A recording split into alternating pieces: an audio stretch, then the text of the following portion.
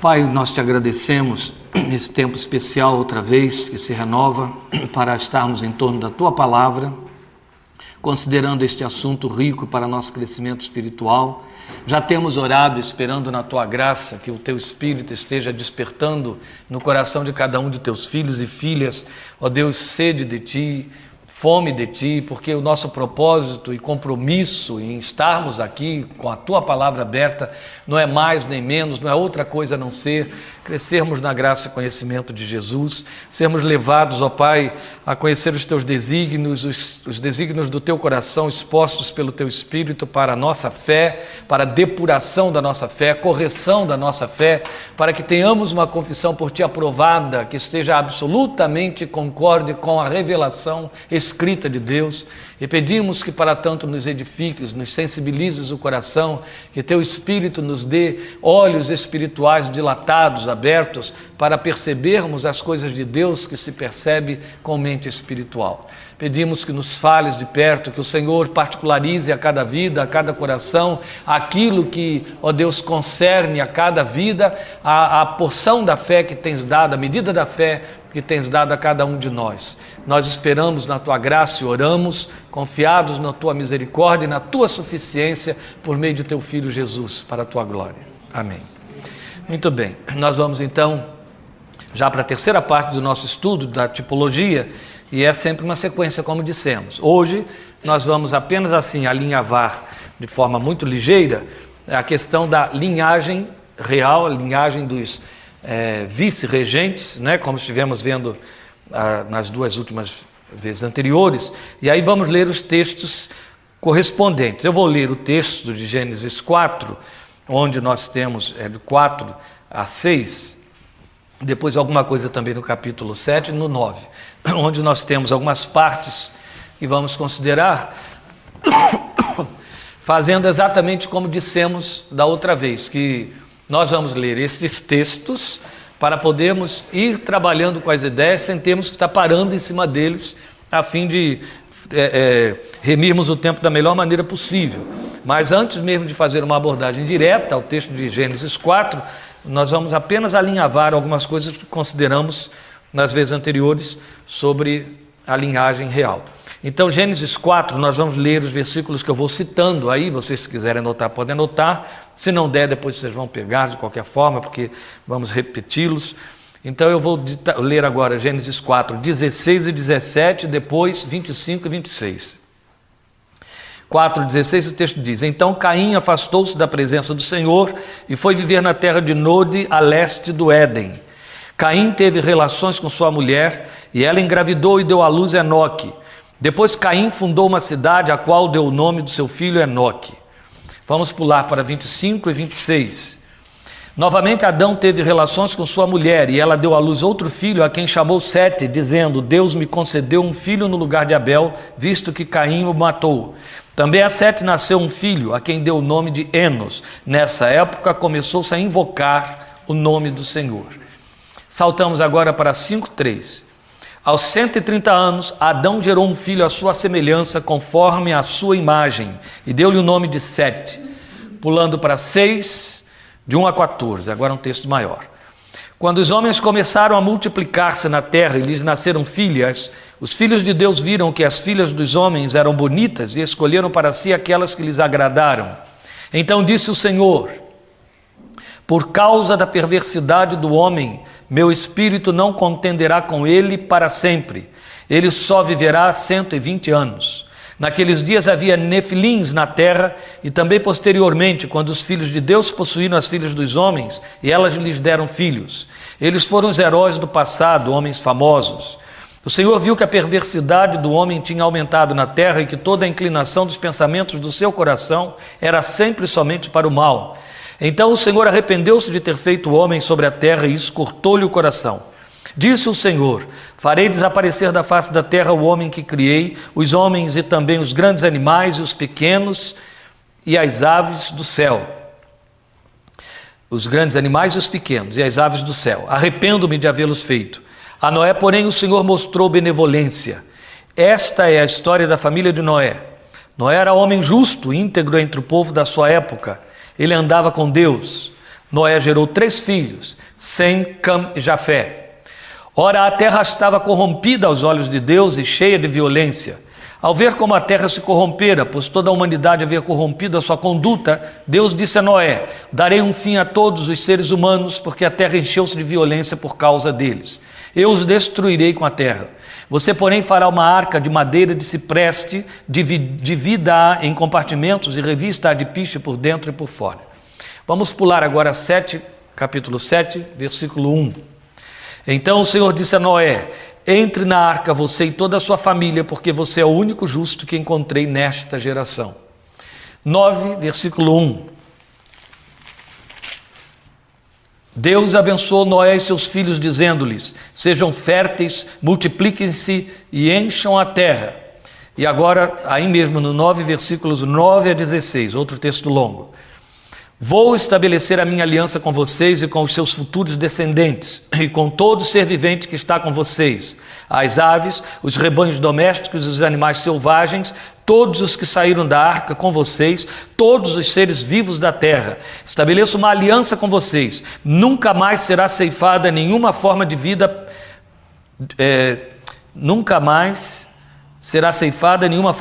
pelas águas de um dilúvio, nunca mais haverá dilúvio para destruir a terra. E Deus prosseguiu: este é o sinal da aliança que estou fazendo entre mim e vocês e com todos os seres vivos que estão com vocês para todas as gerações futuras. O meu arco que coloquei nas nuvens será o sinal da minha aliança com a terra. Quando eu trouxer nuvens sobre a terra e nelas aparecer o arco-íris, então me lembrarei da minha aliança com vocês e com os seres vivos de todas as espécies. Nunca mais as águas se tornarão em dilúvio para destruir toda forma de vida. Toda vez que o arco-íris estiver nas nuvens, olharei para ele e me lembrarei da aliança eterna entre Deus e todos os seres vivos de todas as espécies que vivem na terra.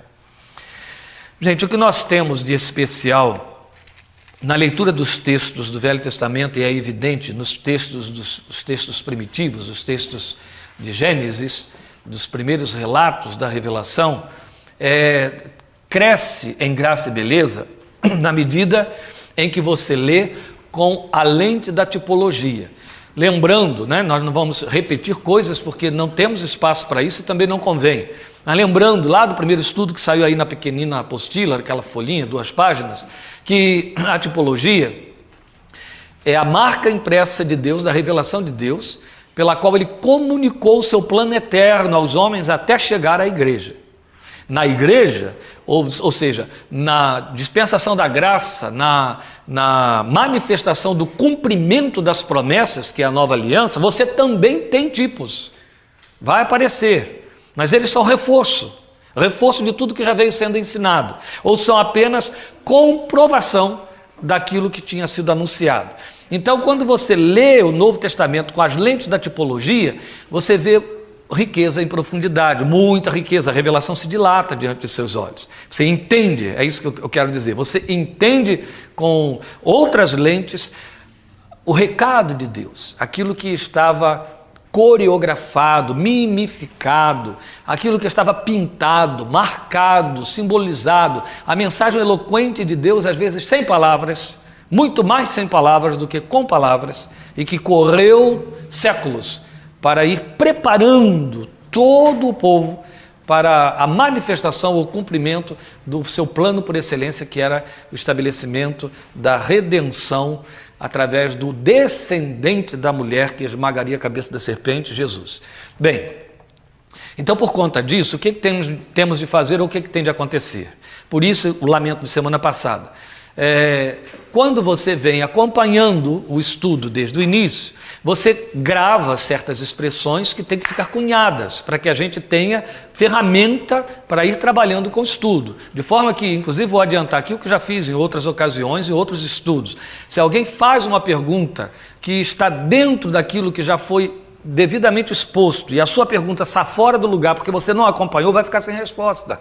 Porque não é justo que a gente gaste com você um tempo em cima de algo que já foi exposto e que outros já entenderam. Aí você vai ter que correr atrás daquilo que você perdeu. Senão a gente perde tempo sem necessidade. Imagina se cada um que chegar perguntar: e o que quer dizer linhagem real? Opa, não é?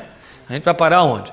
Então hoje eu vou de novo falar sobre a linhagem real para depois não ter que explicar mais nada, porque isso vai nos acompanhar até o final do estudo. Até o final.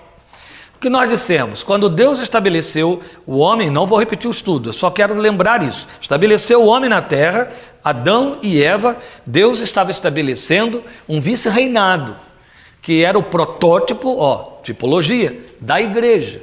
A igreja é o reino dos céus. A igreja é a manifestação visível do reino de Deus na terra, ou do reinado de Deus. Deus tem que reinar na igreja, certo? A gente não pode dizer assim, Deus reina na igreja, porque isso é uma tremenda mentira quando você pensa na igreja em termos de comunidades. Mas ele tem que reinar na igreja. A igreja é o seu povo, estabelecido para revelar no meio de cada geração o reino de Deus. Por isso que Jesus deixou claro, né? João profetizou isso, e Jesus estabeleceu, João dizia, o reino de Deus está próximo, Jesus disse, é chegado a vós o reino dos céus. Né?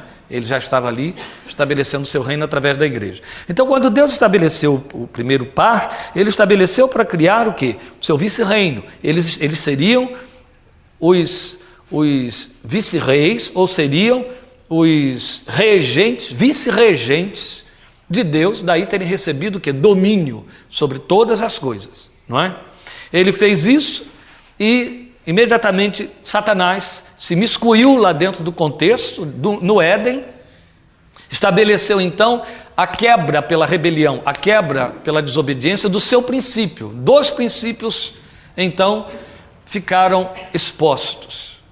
Deus advertiu, já precavendo os vice-regentes, do outro princípio: não comam da árvore do conhecimento do bem e do mal, porque isso só pertence a mim, não pertence a vocês. Então ele fez uma advertência: tudo está liberado, há uma exceção. Se comer dela vai perder seu tempo, não vai adquirir nada, foi isso que Satanás tentou insinuar. Não, vão ficar sabendo sim, o bem e o mal. É o que eu não quero que aconteça com vocês. Satanás foi quem disse que Deus pretendeu mentir quando falou que eles não morreriam. A verdade é que aí estabeleceu-se o princípio de Satanás. Eva aderiu ao princípio de Satanás, Adão foi atrás. Quando Deus amaldiçoa o casal, amaldiçoa o planeta por causa do casal, Deus amaldiçoa a raça, mas estabelece a válvula de escape. Estabelece o quê? O princípio da graça, ao decretar que da mulher ele suscitaria um descendente que esmagaria a cabeça da serpente, certo? E a sua descendência. Não esqueçam que quando ele lança a maldição sobre a serpente, ele amaldiçoa a descendência da serpente. Então ele está amaldiçoando todos os seus filhos, os seus influentes. Vamos lembrar que Jesus disse que Satanás, o diabo, tem filhos. Vós tendes por pai ao diabo, porque quereis fazer a sua vontade. Lembram disso? João 10:10? Lembremos que ali ele estava falando para um público formado por judeus, hein? Pois bem, para ninguém pensar aqui que por ser filho de Abraão, como pensavam os judeus, estavam todos justozinhos e bonitinhos, né? Bens na fita. Bom, quando Deus então amaldiçoa a serpente, amaldiçoa a descendência da serpente e avisa: vai nascer o descendente da mulher que vai te esmagar a cabeça. Você vai ferir o calcanhar dela, você estará sempre ferindo o calcanhar dos descendentes da mulher. Mas por fim, o descendente, ele vai te esmagar a cabeça. Para o descendente vir, Deus tinha de preservar a linhagem real. Então ele cria o recurso que foi o quê? O sacrifício, o protótipo do sacrifício que Jesus faria na cruz para estabelecer o novo povo. Isso tudo foi visto da outra vez. Então a linhagem real vai se manifestar sempre. E a linhagem da serpente também. Ela se manifesta em Caim. Lembram? Por isso começamos com Gênesis 4. Em Caim surge já a descendência da serpente. Deus estabelece um plano de resgate, que é aquilo que a gente chama de graça comum para toda a humanidade. Deus estabelece a sua misericórdia a favor de bons e maus, mas ele tem uma linhagem específica, a linhagem que vai continuar a vice-regência, através de quem virá o Messias, virá o rei, aquele que veio para reinar. Ele teria que nascer dessa linhagem real. Pois bem, então a linhagem real começa com Adão, surge a linhagem da serpente em Caim, certo? Os filhos de Caim e por aí vai, e a linhagem de Adão, a linhagem real continua. Vamos ver essa distinção exatamente aí, nos textos que acabamos de ler. A linhagem da serpente e a linhagem real, descendência rebelde de Caim. É o que você tem no capítulo 4. Nasce Caim, e aí você vai ter o versículo que nós lemos, 16 do capítulo 4. É bom que a gente lembre aqui o seguinte: Caim se revela desprovido de fé, não temente a Deus, mas Deus, graça universal, se comunica com Caim, apesar da sua rebelião. Deus adverte Caim contra o seu pecado, ele não o ouve. Deus o exorta para desviar-se da rota do mal, ele não o ouve. Ele insiste no mal até que mata seu irmão. Quando ele mata seu irmão, Deus vai atrás dele e amaldiçoa ele, e amaldiçoa mais uma vez a terra por causa dele. Mais uma vez, por causa do primeiro homicídio. A partir daí, a maldição que cai sobre a humanidade em Adão, no pecado de Adão, Deus particulariza para Caim. Lembram? Deus expulsa a humanidade do jardim em Adão, lembra? Foram postos para fora, lá ficou um querubim guardião, e uma espada flamejante que circundava o jardim, guardando a porta do leste, para que ninguém mais pudesse achar o caminho, não mais pudesse pegar da árvore do conhecimento do bem, da árvore da vida, e viver eternamente agora conhecendo o bem e o mal. Deus impediu tudo isso e expulsou. Então houve um corte, cortou-se a comunhão. Deus pôs o homem para fora da sua presença. No momento em que Caim comete o seu pecado pessoal, particular, imediatamente Deus renova a maldição. E aí você vai ter o versículo 16 mostrando: então Caim afastou-se da presença do Senhor. Lembram o que aconteceu com Adão? Foi ele quem se afastou de Deus, e Deus teve de procurá-lo. Lembram disso? Quando se deu conta de que pecou. Olha Caim fazendo agora pessoalmente também a mesma coisa. Então Caim afastou-se da presença do Senhor. Está aí. O versículo 17 é muito importante, porque ele vai falar da raça caimita que vai surgir a partir daí. Olha, Caim teve relações com sua mulher e ela engravidou e deu à luz Enoque. Depois Caim fundou uma cidade a qual deu o nome do seu filho Enoque. Por que é importante, eu grifei na minha Bíblia, frisar que Caim fundou uma cidade? O plano prévio de Deus era a humanidade ser vice-regente, não é? Revelação do seu reinado no planeta, no cosmos, dominando todo o cosmos, através do casal original. Então, Deus criou a cidade, Deus criou o jardim, Deus fez e botou o homem ali só para administrar. Uma vez que Caim sai da presença de Deus, ele cria o princípio de Caim, que era o princípio de Satanás. É o princípio da autogerência, que vai caracterizar o ser humano até o último de seus dias. O grande drama, um dos grandes dramas existenciais do homem, é essa resistência que ele faz à soberania de Deus. Ele se estabelece como autossuficiente, desde o pequenininho dentro de casa. Já cedinho, ele impõe sua personalidade sobre mãe e pai. Esta é a razão porque a façanha impossível ao homem é a conversão. A gente usa, por uma questão aí de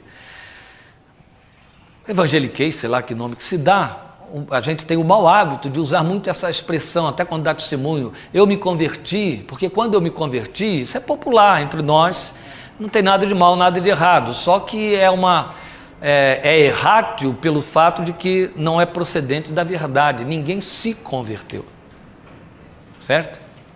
É impossível ao homem converter-se. Jesus deixou claro que quem convence o homem do pecado, da justiça e do juízo é o Espírito Santo. O homem não se converte, porque o homem ele é um princípio de rebelião em si mesmo, ele está sempre voltado contra a vontade de Deus, então ele é autossuficiente. Se ele é autossuficiente, ele jamais vai se ver por si mesmo pecador, desprovido de Deus e necessitado de Deus, a não ser necessitado nos seus interesses mundanos. Aí se ele descobre que existe uma mágica divina que pode facultar isso aí, alguém melhor do que Silvio Santos, então ele vai atrás de Deus. Certo? Por quê? Porque aí ele tem mágica divina Assim como ele vai ter mágica do orixá, mágica do hindu, mágica de Brahma, qualquer que seja o Deus que possa favorecê-lo temporalmente, ele vai aceitar. Claro que até vai fazer imposições, vai negociar com esse Deus para ganhar alguma coisa. Mas saber que precisa renunciar, desprover-se, esvaziar-se, desprender-se, deixar de ser, o não ser, para ter Deus, Deus que se dane. É assim na cabeça do ser humano. Então ele não se converte. Ou ele é vencido e convertido, ou ele vai ser filho de Adão até o inferno. Não tem volta para ele. Caim funda uma cidade, dá o nome do seu filho à cidade, quer dizer, eu vou fazer meu reino. Entende? Eu vou fazer o meu reino. Esse princípio de senhorio humano, o homem é senhor na sua própria casa. Todo homem é senhor na sua própria casa. Esse princípio de senhorio humano é uma marca registrada do ser humano. Ele tem uma necessidade insuperável de ter domínio de alguma coisa. Então Caim faz uma cidade, constrói uma cidade, ele constrói o seu reino. O plano de Deus era um reino universal. Esse homem faz o seu próprio reino. Ele constrói uma cidade. Ele cria o seu próprio princípio. E a partir dali, gera a sua família. Vocês vão ter aí a história do filho o neto de Caim, Lameque, cometendo um novo homicídio e ainda criando um deboche em cima do novo homicídio. Ele diz, inclusive, que ele mata um rapaz só porque foi pisado, machucado. Mata um homem por ter sido ferido, mata um rapaz porque pisou nele. E, na verdade, a raça de Caim, então, como vai se definindo. Esse Enoque não é aquele Enoque que a gente conhece, filho de Sete. Não. Filho de Enos. Não. Esse Enoque é o primeiro Enoque. É o Enoque, filho de Caim. É Enoque, pai de Lameque. Lameque, pai de Tubal, e etc. E esses filhos de Caim vão criando a raça caimita, que lá na frente vai ter sequência em Canaã. Cam, filho de Noé, Cam, que são os cananeus, cananitas, e vão dar sequência à raça de Caim. Então você vai ter duas linhagens distintas, a linhagem dos vice-regentes e a linhagem dos filhos da serpente. Vai ser assim até o último homem a ser gerado no planeta Terra, no último dia da história. Isso nunca vai mudar. A serpente sempre terá seus descendentes e Eva sempre terá seus descendentes. Sobre os descendentes de Eva estará a marca do sangue do Cordeiro. Sobre os descendentes da serpente estará a ameaça do esmagamento pelo pé do descendente de Eva. Sempre. O que saiu em Gênesis vai acompanhar a raça humana até o fim. Então você vai ter o capítulo 4 encerrando com essa linguagem aí, mostrando a descendência dos vice-regentes através de Sete. Nasce Sete. Sete gera Enos, e aí nessa época começou-se a invocar o nome do Senhor. Eu chamo a sua atenção para o versículo 25 do capítulo 4, porque ele é muito importante. Olha, novamente Adão teve relações com sua mulher e ela deu à luz outro filho, a quem chamou Sete, dizendo: Deus me concedeu um filho no lugar de Abel, visto que Caim o matou. Também a Sete nasceu um filho a quem deu o nome de Enos. Nessa época começou-se a invocar o nome do Senhor, só na descendência de Sete.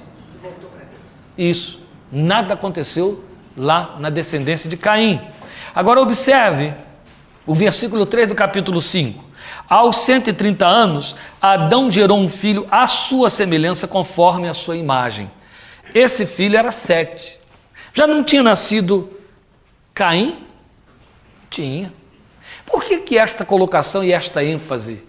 Que a Adão nasce um filho conforme a sua imagem e conforme a sua semelhança. O autor do texto está querendo grifar para nós que se trata da linhagem real.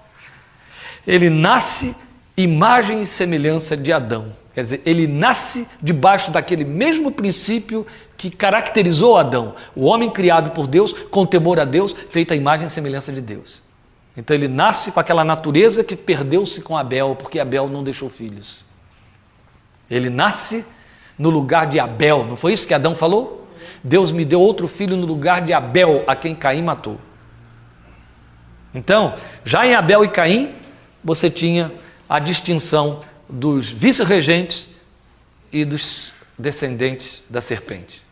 Agora aqui vem Sete substituir Abel para dar a sequência. Por isso também é que Abel vai aparecer lá na galeria dos heróis da fé em Hebreus capítulo 11, onde Deus vai mostrar, o Espírito Santo vai mostrar, através do autor de Hebreus, que Abel, com o seu culto e a sua adoração, operou um serviço de fé, era fruto de fé, não era fruto de superstição, como aconteceu com Caim, que agiu de acordo com o seu próprio coração e não de acordo com a sua fé, ou então conforme a sua vontade não foi aceito. A verdade é que nós temos aqui Sete substituindo Abel, Sete dando sequência à linhagem real. Então daqui para frente você vai ouvir muito essa expressão, a linhagem real. Por quê? Porque temos que ir acompanhando isso até Abraão. E isso é importante. Bem, a gente conhece a história. Eu disse que eu ia dar avanços e tinha que dar avanço. Você vai com a linhagem real de Sete até Noé. São os textos que nós lemos aí. E aí você vai chegar no capítulo 6, versículo 9. O capítulo 6, versículo 9 diz... esta é a história da família de Noé. Noé era homem justo, íntegro entre o povo da sua época. Ele andava com Deus. Ele andava com Deus. De quem você ouviu isso? Do bisavô de Noé. Lembram do outro Enoque? Filho de Enos? E Enoque andava com Deus. E andou Enoque com Deus 300 anos e não se achou mais. Já não era, porquanto Deus para si o tomou. Alguém espiritualizando muito esse texto, até colocou muito bem colocado. Andou 300 anos com Deus, deixou de ser Enoque, né? Por isso já não era. Já não era. Isso. Não é? Bem bolado. E bem certeiro também. Depois de Enoque, aí vem os outros descendentes de Adão, até que a gente chega a Noé. Quando chega a Noé, você vai ter uma colocação semelhante à colocação feita a respeito de Enoque. Ele andava com Deus. Era justo e íntegro no meio do povo da sua época, o texto está dizendo, no meio da sua geração. Ele andava com Deus. O texto não diz isso a respeito de seus filhos, diz a respeito dele. Mas por conta dele, Deus absorve toda a sua família. Só o que nós vamos ter aqui, nessa transição entre o capítulo 5 e o capítulo 7? Nós vamos ter a corrupção do gênero humano e o dilúvio. Os filhos de Caim proliferam numa debandada tão intensa que só fica Noé. Então, no meio de milhões, sobra um. Deus disse, não dá. Assim não dá. Vamos parar com isso. E a forma de parar com isso é varrer todo mundo. Mas eu tenho que manter a minha promessa. A linhagem real vai continuar, porque o descendente da mulher tem que pisar, esmagar a cabeça da serpente. Aí Deus faz uma coisa muito interessante. Eu disse que eu li todo o texto para não ter que estar indo a ele para a gente ganhar tempo. Deus extermina a raça humana, certo? Através do dilúvio, que foi universal.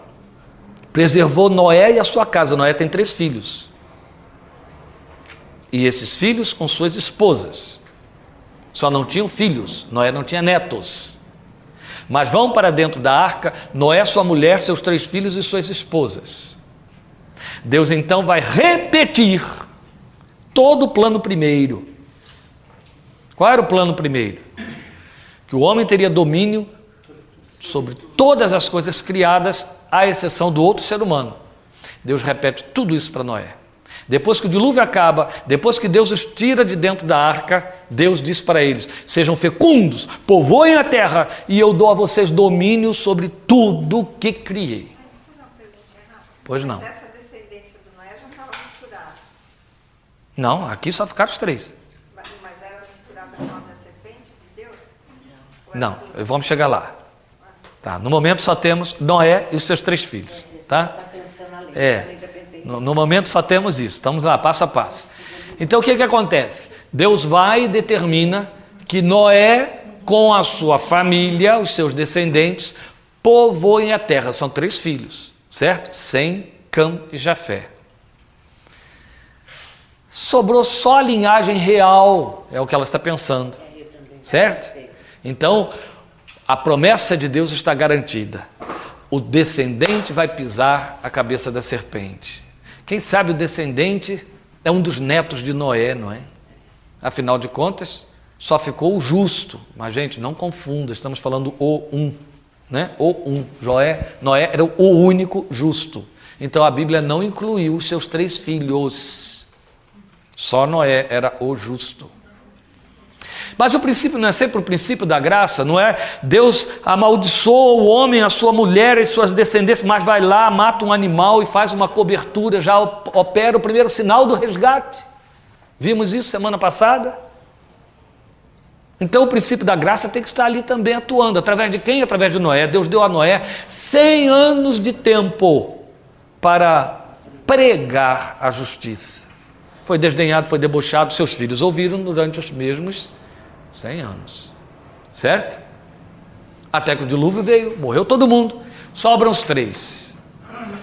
Passa um tempo, não sabemos quanto tempo, mas tempo suficiente para Noé colher frutos de uma videira. Ele colhe os frutos, ele se embriaga, ele se despe, e um dos seus filhos pratica uma orgia nefanda. Ele tinha 3, Sem, Cam, Jafé. Você tem 2 ações acontecendo ao mesmo tempo. Você tem Cam fazendo a tal orgia, Sem e Jafé repreendendo o irmão e indo lá resolver o problema do pai, cobrindo o pai com muito temor e com muita reverência. Pronto, você já tem o primeiro sinal de Abel e Caim aí, certo? Quem está com a cara de Caim? E quem está com a cara de Abel? Quem é que está com as marcas de Enoque, as marcas de Enos, as marcas de Sete, as marcas de Adão? É Cã? Não. Isso. Mas onde aparece o princípio da serpente, o princípio de rebelião, o princípio de desrespeito, de desdém com a autoridade? Quem é a autoridade representativa aí? Noé. De quem vem o princípio de rebelião? Aonde se manifesta? Em Cã. Lá está a semente da serpente, certo? Noé se levanta, toma conhecimento de tudo que aconteceu, porque foi em estado de embriaguez que as bobagens ocorreram, e ele amaldiçoa Cã. E ao amaldiçoar Cã, abençoa Jafé e Sem. E ao abençoar Sem e Jafé, põe Sem acima de Jafé. Jafé é abençoado como quem pega carona na bênção de Sem. Mas a bênção de Noé é profética. A bênção de Noé tem os sinais da linhagem real.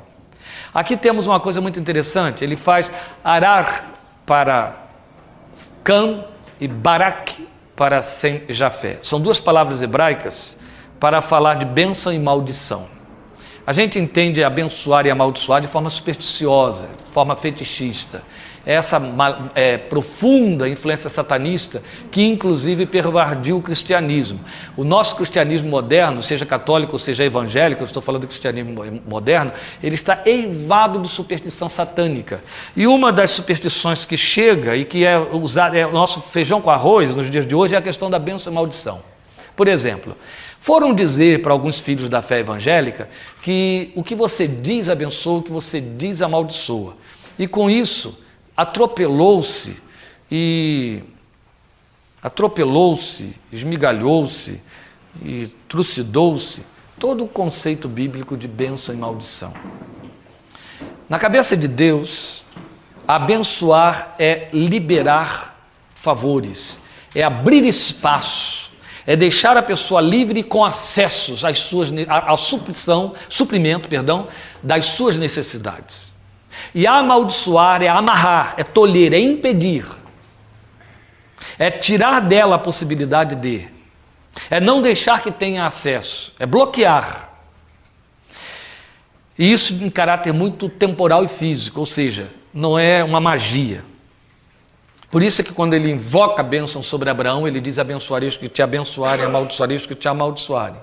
De maneira que o simples desdém, o virar as costas, o repudiar, o rejeitar, o não fazer caso da pessoa abençoada, é incorrer em amaldiçoá-la. E sobre os filhos da linhagem real, isso se transforma em bênção ou maldição. É um princípio de reciprocidade. Ou seja, quem te fechar a porta vai ter a porta fechada por Deus. Quem te abrir a porta vai ter a porta aberta por Deus. Não importa que não seja de Deus. Te abriu a porta, Deus abre a porta para ele. Te fechou a porta, pode ser de Deus.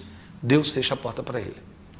Porque você é da linhagem real. Abençoarei os que te abençoarem, amaldiçoarei os que te amaldiçoarem.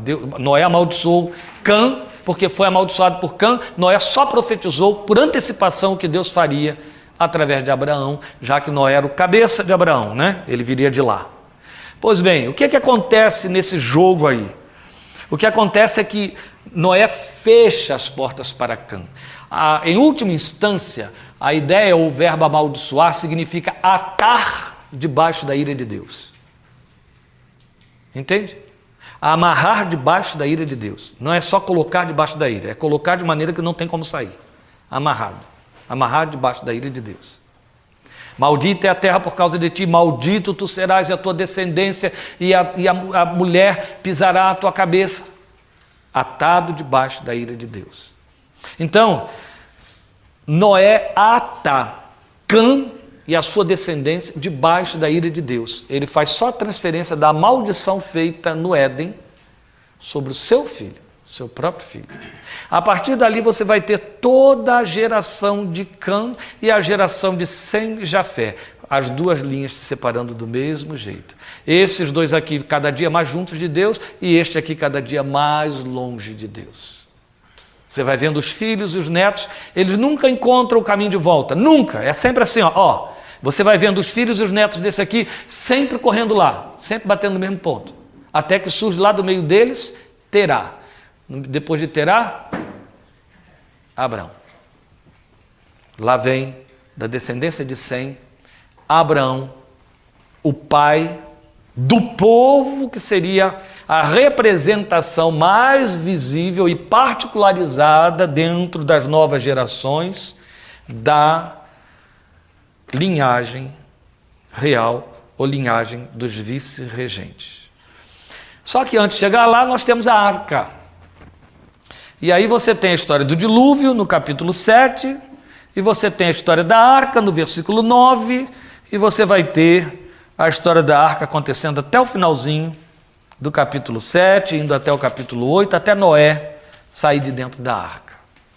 Via de regra, as pessoas olham para a arca e dizem assim, a arca, já falamos isso aqui dando uma antevisão, né? Está na apostilazinha, a arca é tipo da igreja. Não, a arca não é tipo da igreja, porque a arca foi um instrumento de salvação. Foi um recurso para a salvação. E a igreja não é instrumento de salvação. A igreja não salva a ninguém. Só a igreja católica é que salva. A evangélica não. Verdade. Segundo o dogma católico, você está salvo se estiver na igreja. A arca não é tipo da igreja. A arca é tipo da cruz. Não que a cruz salva, o que acontece nela. O que acontece na arca é o que salva, certo?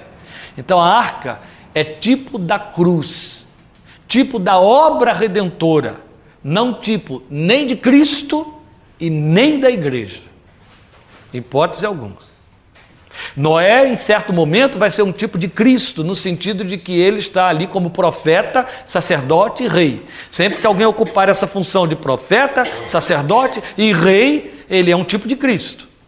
E lá está ele, como Adão esteve, nós já vimos aqui Adão em Gênesis e Adão em 1 Coríntios capítulo 15, lá estava Adão cumprindo a função de vice-regente, profeta, sacerdote e rei, do descendente. Lá vem Noé cumprindo na sua geração, por 100 anos, a função de profeta, sacerdote e rei. Ele profetiza, ele intercede e ele domina, ele reina, ele inclusive estabelece o reinado sobre toda uma nova geração de humanidade que vai acontecer. Então Noé, neste aspecto, é tipo de Cristo, mas a arca vai ser tipo da cruz, não de Cristo. E é interessante, porque quem idealiza a arca é Deus. Quem idealiza a cruz é Deus. Se você pensa que a cruz aconteceu porque se tratava de uma maligna invencionice romana? Sim, mas quem pretendeu a cruz para Jesus e morte de cruz foi o pai dele. Foi ele quem elaborou a cruz para o seu filho. Davi profetiza os sinais da cruz 1000 anos antes de Jesus vir, 800 anos antes da cruz ser inventada, como instrumento de execução e de sacrifício. Davi e toda a sua descendência morreu sem nunca ter tomado conhecimento da ideia da cruz, que veio a ser um instrumento de execução inventado pelos romanos, pelo pior tipo de tortura possível. É evidente que houve muitos outros tipos de execução e de tortura terrificadores em termos de provocar sofrimento ou dor. Não era este o propósito. O propósito da cruz não era trazer uma morte tremendamente sofrida. Tinha outros tipos de morte tremendamente sofrida. Pessoas eram cozidas vivas dentro de touros de bronze. Só demorava menos tempo do que na cruz. Mas a agonia era incomparavelmente maior, mais curta, mas maior. Não é isso. As torturas que foram feitas com Zedequias, pelos reis de Babilônia, antes de arrancar os olhos, eles tiravam a pele inteira do corpo, o maior membro do corpo humano, a pele. Eles arrancavam inteirinha e botavam como troféu na sua casa. O sujeito estava em carne viva, eles brincavam com esse corpo em carne viva, depois vazavam os olhos. Para por último, quando não tinha mais nem fôlego, cortar a cabeça fora. Mas não é a tortura que conta, é o símbolo, o significado da morte na cruz. Entre os militares dos potentados, ainda dos dias de hoje, desde a Segunda Guerra Mundial, a morte não tem peso de sofrimento, ela tem peso de humilhação. É humilhante morrer enforcado, é mais digno morrer fuzilado. Então um chefe de Estado, quando vai ser executado, ele pede para ser fuzilado. Porque ser pendurado por uma corda é a execução oferecida aos vis, aos menos dignos, aos degradados. E o fuzilamento é uma morte própria de soldado, é o herói, é o guerreiro. Não tem a ver com o sofrimento, é com o tamanho da humilhação. A cruz era destinada pelos romanos, eles decapitavam. Eles só punham na cruz o elemento odiado, aquele que o Império Romano considerava maldito, degradado, o vil, aquele que era considerado o pior homem no julgamento da pior sociedade da época, que eram os romanos. Por isso é que a Bíblia diz que, vindo a plenitude dos tempos, Deus enviou o seu Filho. Quando Jesus veio, o mundo já estava preparado pela filosofia platônica. Quando Jesus veio, o mundo já estava preparado pela filosofia grega e pela língua grega da época, através de Alexandre. Quando Jesus veio, o mundo já estava preparado pelo direito romano. Era o momento exato de Jesus vir. Mesmo porque esse era o momento da mais degradante forma de morte. E ele morre dentro de Jerusalém, e ele morre debaixo do domínio de um governo que daria esse tipo de morte. Então isso tudo tinha sido previamente feito por Deus. Basta você ler Atos 3, Atos 4, você vai ver isso no discurso de Pedro, você vai ver isso no discurso de Estevão, você vai encontrar isso no discurso dos homens de Deus. Eles sabiam que aquele assassinato, eles sabiam que toda aquela perfídia, que aquela ira que redundou na morte do justo, foi feita segundo a presciência de Deus. Ele vos foi entregue. Foi isso que Pedro disse. Pelo conselho de Deus, Deus entregou o seu Filho à maldade humana. Então, na verdade, Deus elaborou a arca. Deus deu todas as dimensões da arca para Noé. Da mesma maneira, Deus elaborou a cruz e o tempo da cruz. A sombra da cruz sobre o Filho dele. E Jesus sabia que ele seria pendurado na cruz. Primeiro, porque ele era o Filho de Deus. Segundo, que ele sabia ler o Salmo 22. Terceiro, porque isso estava revelado a ele. E vamos lembrar que dentre as consolações preparatórias que Deus fez para o seu filho, além de mandar anjos, mandou Moisés e Elias. E Elias apareceu lá para falar sobre ele a respeito das coisas que lhe sucederiam em Jerusalém. Lá foi como profeta do filho, do profeta por excelência, para falar para ele a respeito das coisas que lhe sucederiam em Jerusalém. Isso explica também porque no Getsemane ele grita: se for possível que este cálice passe de mim sem que eu beba, mas se não for possível, não seja feita a minha, mas a tua vontade. Ele estava falando do morrer? Não, ele estava falando da ignomínia da cruz, né? Todo o tamanho da ira que cairia sobre ele ali. Então a arca é tipo da cruz, do plano salvador de Deus. Depois da arca você tem o arco da aliança, lembram? E aqui nós temos o primeiro registro, primeira manifestação de proposta de Deus, de favor de Deus, de graça de Deus para os homens. Deus poderia ter deixado o arco-íris passar batido. Ele é um fenômeno físico que inevitavelmente viria a acontecer, a divisão da luz, certo? Os raios translúcidos, por causa da umidade depois do temporal. É dito que antes do dilúvio havia apenas um vapor que regava a terra. As precipitações passaram a acontecer a partir do dilúvio, porque também acredita-se, estou falando em termos científicos, que a terra então teve uma guinada no seu eixo e sofreu essa inclinação que nós conhecemos, que ocorre até hoje, mudada em milionésimos de milímetros, com o tsunami lá de 2006, não, 2009, né? Isso, 2009. Mas a Terra sofreu uma inclinação no seu eixo e aí passou a ter precipitações, chuvas. A partir desse momento, a condensação das nuvens que passaram a precipitar chuvas, inevitavelmente veio trazer arco-íris. Deus usa a imagem do arco-íris para dizer: toda vez que eu vir este arco, eu vou me lembrar da minha aliança com a humanidade para não mais destruí-la. É claro que ele vê o arco todos os dias, certo? Está no planeta inteiro. Ali foi a primeira vez que Deus manifestou um símbolo de aliança.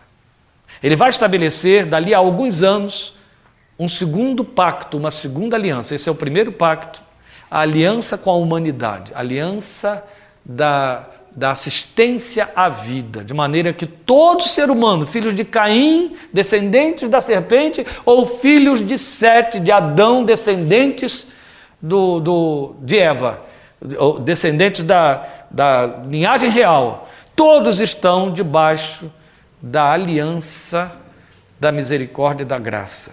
Por isso é que Jesus disse que a chuva e o sol vêm sobre maus e bons, sobre justos e injustos. O que Deus está dizendo é: há uma graça comum sobre o homem no sistema, de maneira que a terra está debaixo da minha assistência. O homem de pedra, mas Deus continua assistindo a terra. A terra está debaixo da minha assistência. Sempre haverá 23 graus de 23%, 21% de oxigênio na mistura de gases do planeta. Nunca vou deixar que caia para 20 para que eles não morram asfixiados e nem suba a 22 para que não enlouqueçam todos bipolares aí em estado de mania, né? Não, eles vão, já está ruim como está, imagine se vai para 22, vamos manter 21, mas sempre ficará com 21% de oxigênio na mistura dos gases.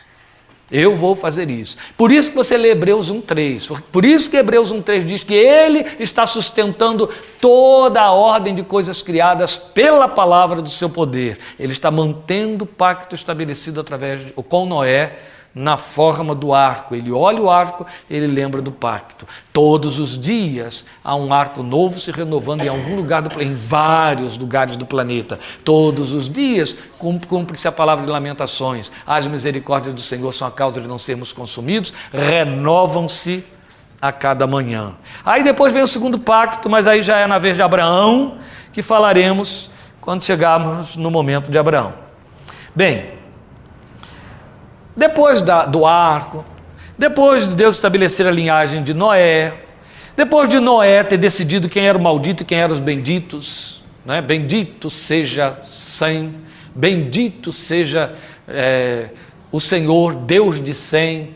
Depois de Noé ter feito tudo isso, os filhos de Sem, os filhos de Jafé e os filhos de Cã proliferam, se espalham. Aí você chega a Gênesis capítulo 11. O que acontece? Nós não lemos Gênesis capítulo 11. Eu parei em 9, de 9 a 16, mostrando aí as descendências de Noé. Mas você vai ter o capítulo 11.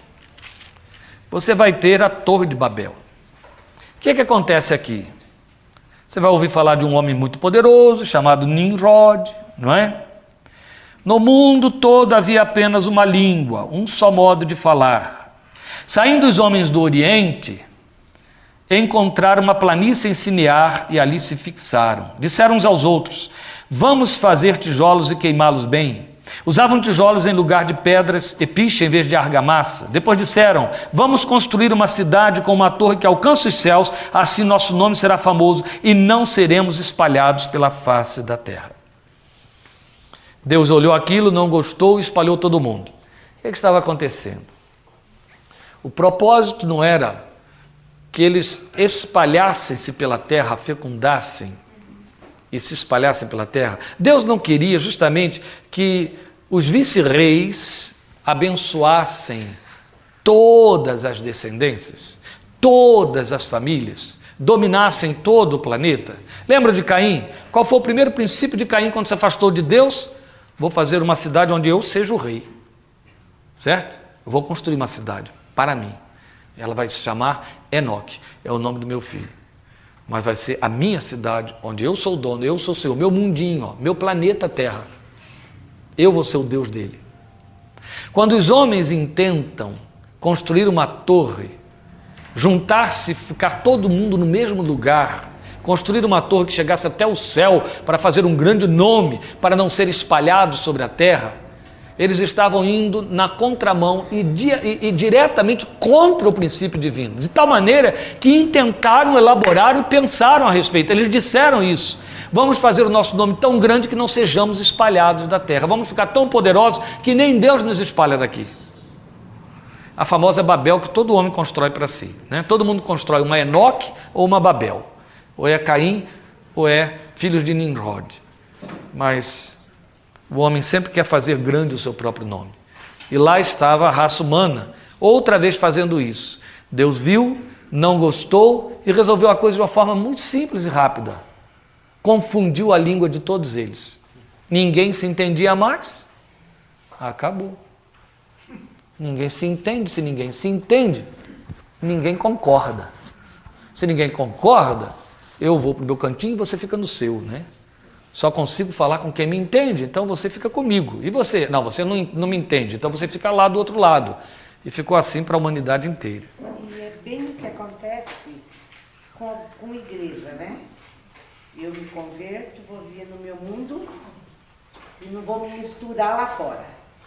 Não é mais ou menos isso que a gente aprende? Eu vou falar exatamente disso agora, mas observe bem. É que você foi colocar bem assim, olha, é bem o que acontece na igreja. Esse é o problema. É verdade. Por quê? Porque onde foi que Deus inverteu Babel? No meio da linhagem real. Sim, a linhagem real, mas exatamente quando? Temos um momento em que Deus inverte Babel. O que Deus faz em Babel? Isso. O que Deus faz em Babel? Separa todo mundo por causa da confusão de línguas. O que Deus faz em Pentecostes?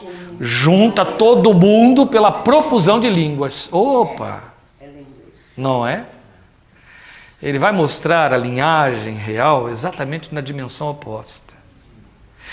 Todos vão falar em línguas diferentes, mas dizendo a mesma coisa. É isso aí. Aqui não, todo mundo vai falar o que bem entender em Babel. Não vai se entender. Aí tem que se juntar num cantinho. Mas provavelmente também não havia concordância de pensamentos. Isso, então. Babel, né? Isso, é por isso que a gente vai chegar aqui onde a Letícia estava falando, aquilo que é o quadro real da maldição do arremedo chamado igreja. Porque olha, em Pentecostes, todos começam a falar em línguas que diversos entendem no seu próprio idioma, mas todos sabem que estão todos falando uma mesma mensagem. É uma mesma e única voz, uma mesma e única mensagem em línguas diferentes. Então isso atrai, aí todos afluem para ficar em torno daquela voz. Em Babel é diferente. Em Babel a língua diversifica, cada um vai falar o seu próprio pensamento, não pode entrar em acordo, tem de se separar. O que Deus mostra é que na igreja há uma unidade através da diversidade, ou seja, não importa como seja a forma que você se expressa, tem de haver um só princípio e uma só voz. Teoricamente, porque a igreja se fez maldita, né? Porque não é a igreja de Pentecostes. A igreja de Pentecostes não foi autorizada a viver de teoria, porque o que aconteceu com a igreja de Pentecostes? Ela se reúne por causa de uma única mensagem e Deus manda que então ela se espalhe, certo?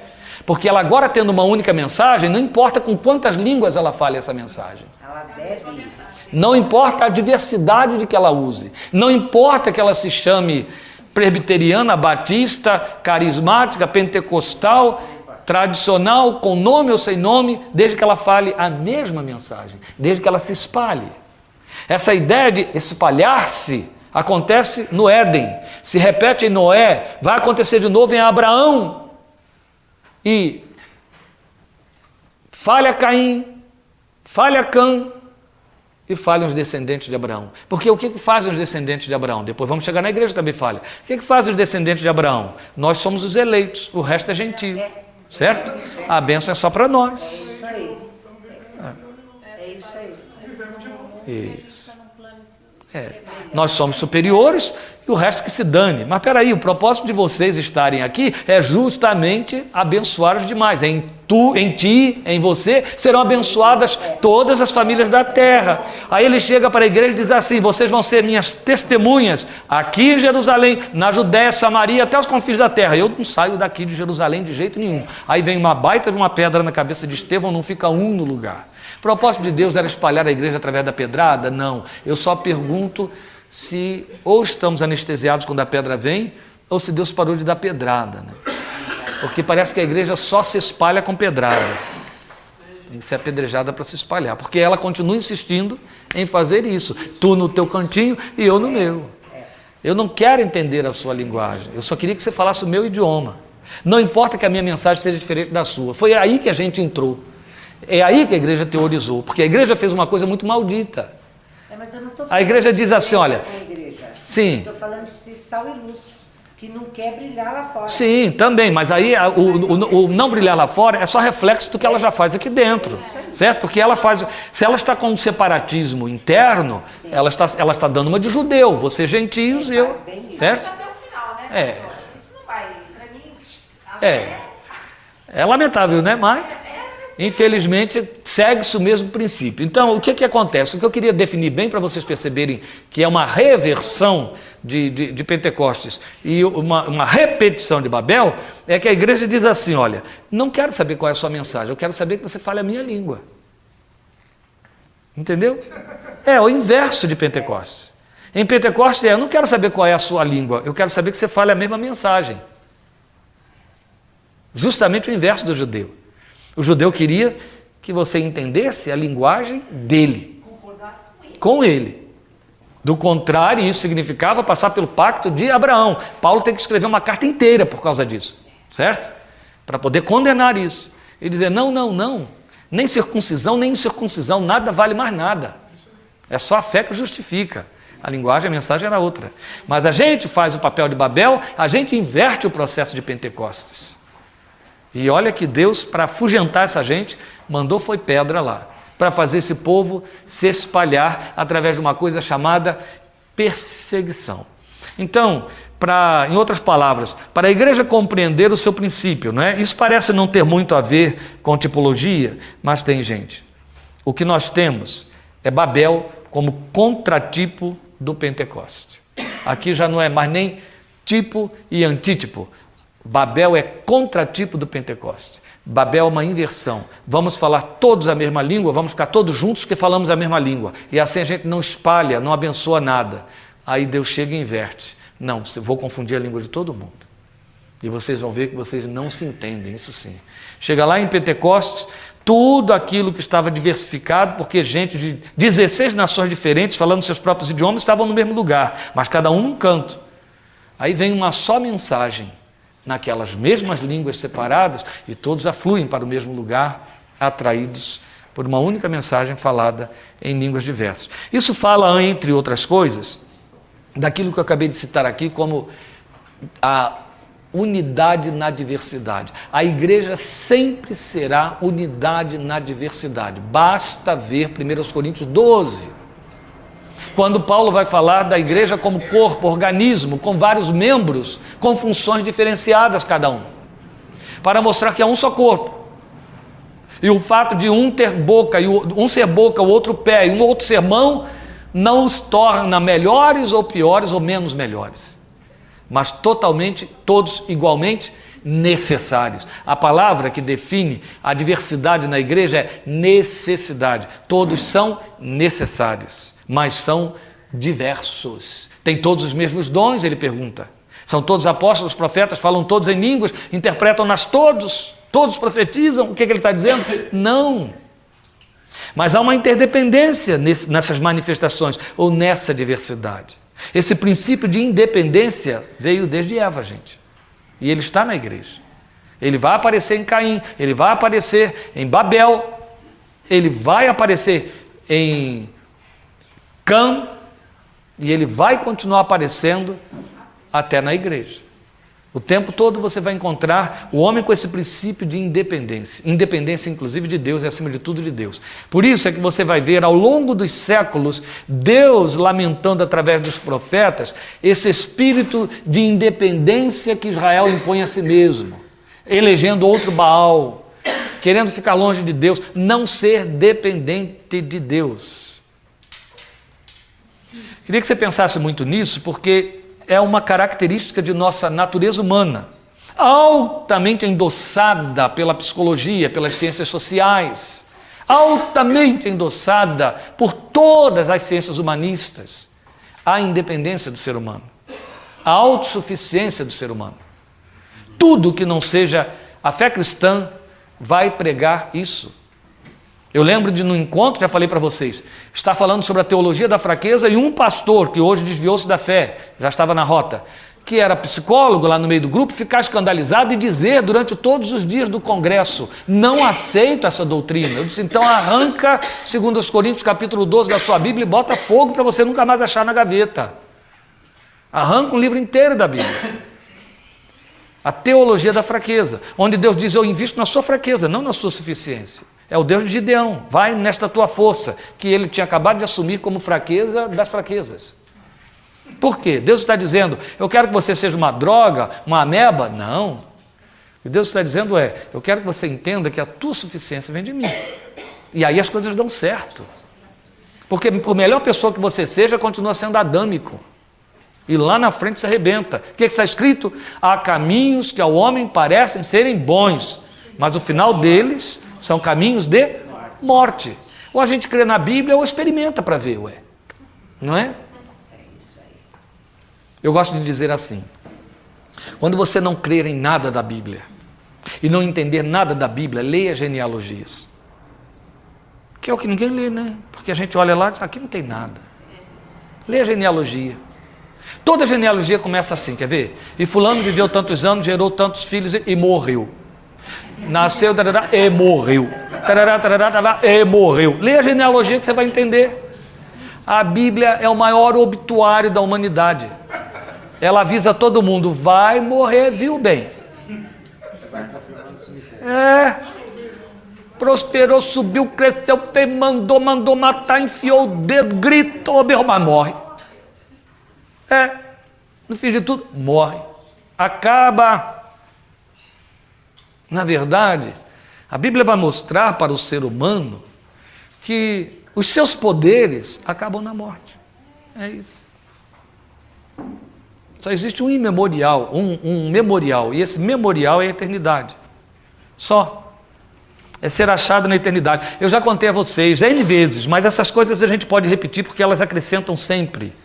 Que uma experiência que me marcou muito, isso foi em 1988, me marcou muito, foi que no ano e no dia da morte de Brezhnev, lembra dessa história que eu já contei a vocês? Também morreu uma crentinha analfabeta de 86 anos, que morava em Niterói, que era avó de uma grande amiga minha, E eu dava assistência a essa senhora há 10 anos, porque desde 76 quebrou o fêmur, aquilo ficou ruim, ela não saiu mais da cama. Chegou a um ponto que não saiu mais da cama mesmo. Então eu ia lá, levava a ceia para ela e tal. Ela foi esquecida da igreja. Primeiro que, né, não trabalhava, não tinha dinheiro, ia ser esquecida rapidinho que não dava oferta. Segundo, porque era analfabeta, não participava de reunião nenhuma, não fazia nada e tarará. Desapareceu. No início, os oficiais levavam lá a ceia para ela, que o pastor mandava. Depois até o pastor esqueceu de pedir oração para ela, apagou. Como eu era muito amigo da neta dela, era fácil de lembrar também, porque eu estava sempre em contato. E aí, graças a Deus, já era pastor, então levava lá a ceia para ela, a gente fazia. Era uma alegria que ela tinha. Até que chegou o dia em que fomos lá e a menina falou para mim, a moça era uma enfermeira, trabalhava, era chefe do Antônio Pedro, do 6º andar inteiro do Antônio Pedro, hospital do governo. Aí ela pegou e disse, olha, a vovó está muito fraquinha hoje, fraca, a pressão está muito baixa, está lenta, ela não está bem não. Aí fomos lá, fui tentar fazer a ceia, não consegui participar, eu falei, olha fulana, eu acho melhor você internar a sua avó, está muito fraquinha mesmo. Aí ela tomou um susto, assim como se acordasse, né? E prestou mais atenção, verificou lá e disse, você acha que ela está apagando? Eu falei, acho. Então eu vou levar embora. Levou para o hospital. No dia seguinte fui lá visitá-la, estava muito ruinzinha mesmo, já estava entubada, mas me reconheceu, se agitou a ponto da chefe do setor dizer o que ele é dela. E a neta dizer, nada, só o pastor. Falou certinho, né? Se era pastor não era nada. Porque ela se agitou toda quando me viu. Aí eu conversei com ela, orei por ela e foi a última vez que a vi. Fui para casa e falei para a neta dela, a neta morava lá naquela rua, aqui está o hospital e o apartamento dela lá na rua, do outro lado, eu morava bem em frente assim, ela comprou um apartamento bem em frente ao hospital para poder ficar pertinho do lugar de trabalho. Então eu falei para ela, olha, eu não tinha telefone, não tinha nada, amanhã bem cedo eu chego aqui para saber como é que as coisas estão, porque eu não tinha telefone e eu morava muito longe dali, morava em São Gonçalo e ela em Niterói. Aí fui embora, cheguei em casa e falei assim para minha mãe, amanhã cedinho nós vamos descer a Niterói, porque eu acredito que Belarminda vai embora hoje. Falei assim, será? Está muito ruinzinha, acho que ela morre hoje. Então amanhã é melhor a gente já ir para lá e ficar lá na casa de fulana o dia inteiro. Aí me preparei para isso, mas fui dormir, né? A noite chegou, fui dormir. Quando deu 5h15 da manhã, eu escuto uma voz alto e sonoramente dizer dentro do quarto, levanta, clama pela família, Belarminda chegou aqui. Foi assim. Eu levantei, ajoelhei, orei pela moça, orei pela mãe dela, que era a filha, né? Orei pela neta e pela filha, e era 5h15. Bati no quarto da minha mãe, vamos. Muito cedo. Eu falei, mas vamos porque Belarminda já foi.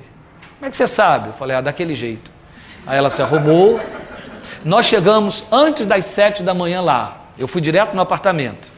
Toquei na porta e ela estava sentada, a empregada dela abriu a porta, ela estava sentada no sofá chorando, bem de frente à porta. Quando cheguei, que bom que você chegou tão cedo.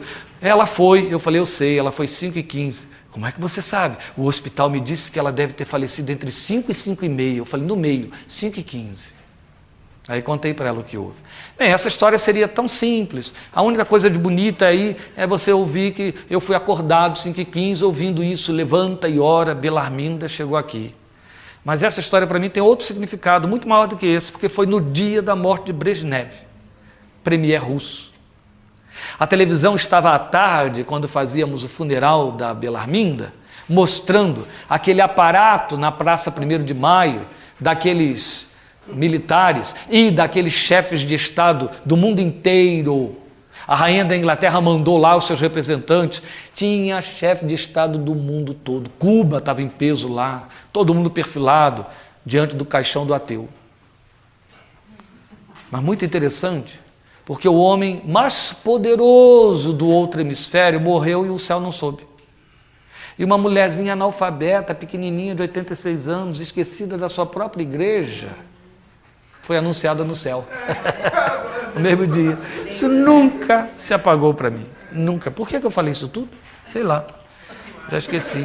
Então, você está falando sobre autossuficiência. Autossuficiência.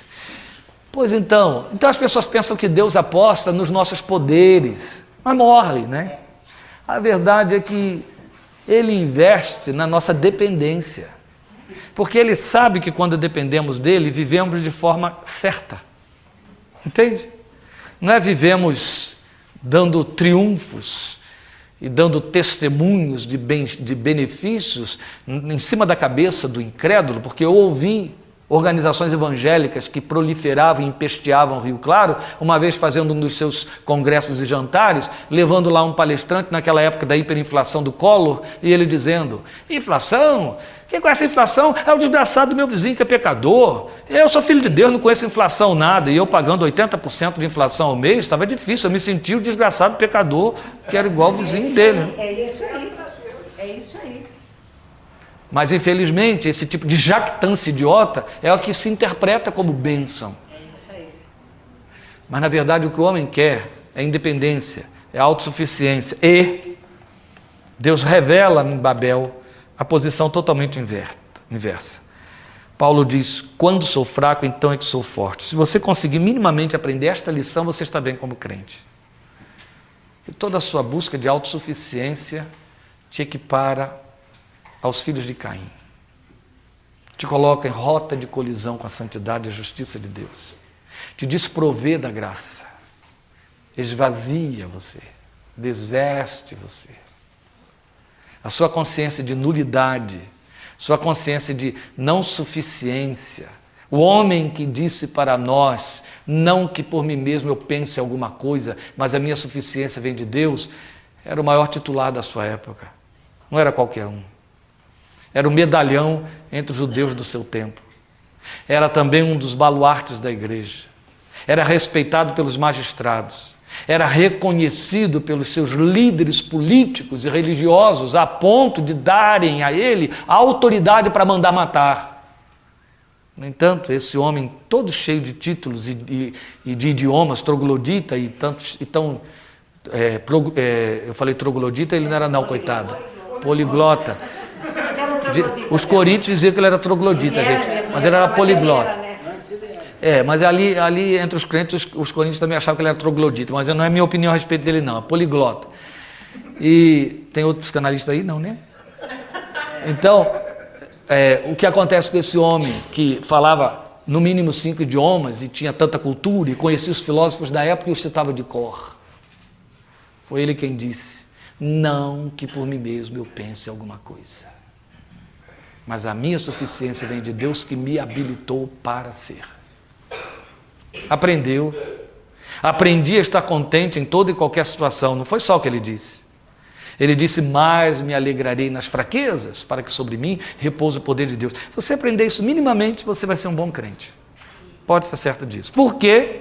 Porque tudo que você fizer em direção a inverter o processo de independência, de autossuficiência, desde que seja em direção a Deus, torna você noiva, a esposa do Cordeiro, torna você a dependente oficial, entendeu? Torna você a pessoa que requer cobertura, assistência, sobre quem Deus flui à vontade. Foi isso que Jesus disse: Ele te acrescentará, Ele está conduzindo.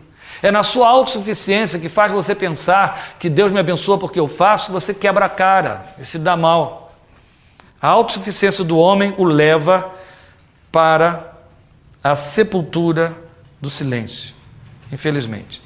Bem, em último lugar, e aí eu encerro, porque já vai dar 10 horas, já estou aqui a 1h15, e eu vou orar e encerrar, ainda vamos orar para o Silvano e Caíto.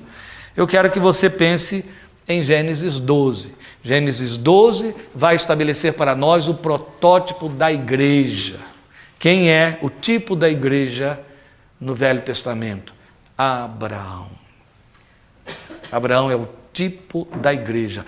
Grave isso, traga para dia 6, que é quando voltaremos, querendo Deus, primeira quinta de outubro. Grave isso, porque é por onde iremos e é o que há de mais importante para a gente aprender. Há muita coisa rica para aprender em Gênesis 12, 15, 17 e 22, com o protótipo da igreja que é Abraão. O que você precisa conhecer de você crente, Abraão te ensina. Certo? O que você precisa saber posicionar-se como crente, vá ler em Abraão. Aprenda com Abraão. Esqueça do verbo esquecer, de apagar da memória, copiar a fé de Davi, de Isaías, de Jeremias, de Salomão, de Paulo, de João, dos grandes luminares da Bíblia, se você não aprender a fé que teve Abraão. Se você não aprender a fé que teve Abraão, você vai aprender fé supersticiosa, a fé com os outros, e não fé padrão. Quando estudamos aqui perfis, o que nós estudamos? Abraão era um dos padrões, um dos cunhadores de fé, certo? Um dos geradores de manifestação de fé. Abraão é tipo da igreja, Abraão é seu tipo. Quer saber o que é ser crente? Conheça a história de Abraão.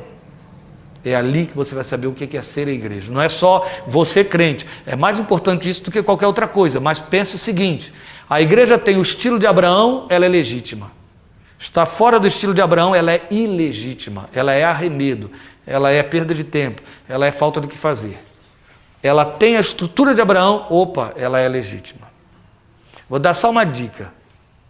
A Bíblia mostra que Abraão peregrinou, pronto. Já condenei aqui tudo quanto é quase denominação que você conhece por aí. Depois, em cada lugar de denominação levantou um altar diante de Deus. Os altares de Abraão eram móveis, Abraão não tinha templo. Nem o tabernáculo teve. A primeira coisa que a igreja faz hoje é juntar dinheiro para construir alguma coisa, para se fixar. Ela quer a sua torre de Babel, ela quer fixar. Esse é o problema. Quer fixar, quer fixar. Está na contramão. Conheça a história de Abraão, você vai saber o que é ser igreja e o que é ser crente. Abraão é o tipo da igreja. É o mais fiel tipo da igreja que nós temos no Velho Testamento. Não é o único, mas é um dos principais, se não o principal deles. É Gênesis 12, e o texto começa mostrando, até a minha Bíblia traz esse título, chamado de Abraão. Abraão é um chamado. A Bíblia diz que você é descendente de Abraão. Se você é da linhagem real, você pertence à linhagem de Abraão. Você é descendente de Abraão. A Bíblia diz mais, diz que você é filho de Abraão. Não é descendente no sentido de ser da linhagem, está lá na última instância, o tatara, neto. Não, você é filho de Abraão, está escrito lá. Filho de Abraão na fé que teve Abraão. Abraão é pai dos crentes. Você é crente? Então a Bíblia está dizendo que Abraão é seu pai na fé. Ó. Então, você tem que ter a cara de Abraão. Se você tiver a cara de Abraão, você vai ter dois títulos que só Abraão teve. E Deus usou os dois títulos quando se referia a Abraão o tempo todo. E? Amigo, está correto. E? Servo de Deus. Abraão tinha dois títulos, servo de Deus e amigo de Deus. Não é bonito isso? Claro. Vai chegar um momento em que a terminologia servo desaparece. Fica só amigo. Porque foi Jesus quem instituiu isso. Já não chamarei vocês servos, e sim amigos.